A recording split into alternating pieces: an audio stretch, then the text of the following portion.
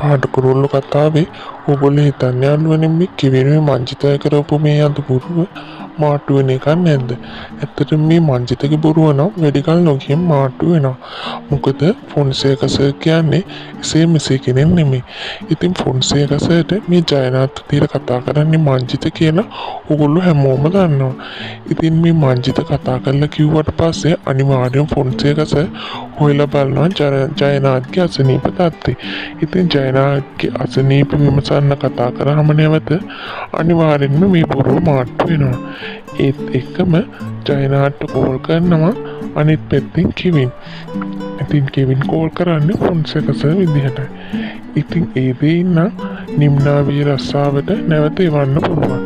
මොකද නිම්නාවිගේ අම්මටත් මේ ගැන ගිහින් කියලා ෆොන්සේකා සර් කතා කරා කියලා අනිවාර්යෙන්ම නිම්නාවේ නම් නැවත රස්සාවට එවනවා. ඉතින් මේ මංජිතේ බොරුව නම් ෆොන්සේකා සර් ආයෙ නැවත කෝල් කරාම අනිවාර්යෙන්ම හොයලා මංජිතට මොන වගේ දෙයක් ඉස්සරහට සිද්ධ වෙයිද දන්නේ.